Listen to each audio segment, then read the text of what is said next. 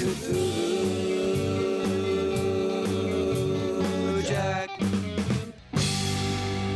I just got back from a trifecta marathon of The Mummy, Alien, and last but not least, The Fall Guy. Man, what a way to end a very nostalgic marathon. Growing up watching the Fall Guy TV show always put a smile on my face. Who the hell didn't want to be Colt Seavers? I mean, as a kid, it was as close to seeing a real person become Batman, and he wasn't even a wealthy cat. But he got the ladies, kicked ass, and drove fast cars. Between that show and the movie Stuntman with Peter O'Toole and Steve Railsback from 1980, I was primed to want to become a stuntman myself, which I did for a nanosecond. Trained and did small bits on low-budget flicks, props and weapons became more my forte, so working around these cats was always a rush. Managing to catch all of David Leitch's films with or without knowing half the time, but every time, I've had a fun time. Between his direction, Ryan Gosling, and Emily Blunt with not one but two 80 classics pumping through my veins while watching this trailer, what could possibly go wrong? Nothing. I had a blast with this film, as did the audience I was with. Yours truly may be a little bit more biased, and I have to say, it did pull at not only my nostalgia strings from working in the industry, it's a pretty spot-on interpretation.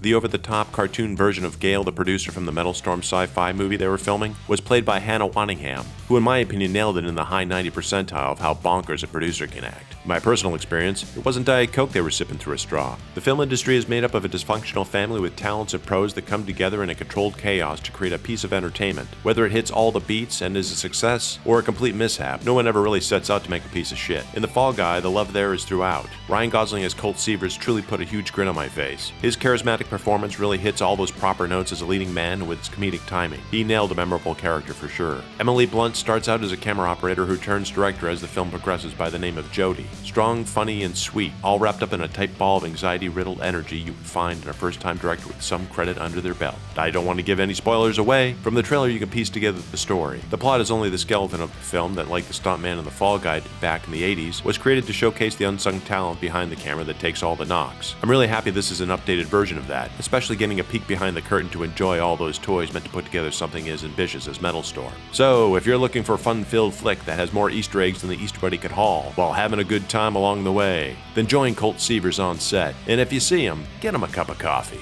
Until next time.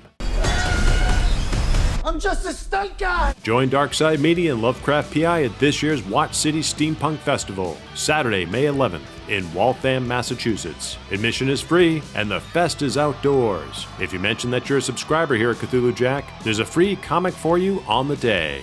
So click links below to be notified. Many thanks for the support, and Hail Cthulhu!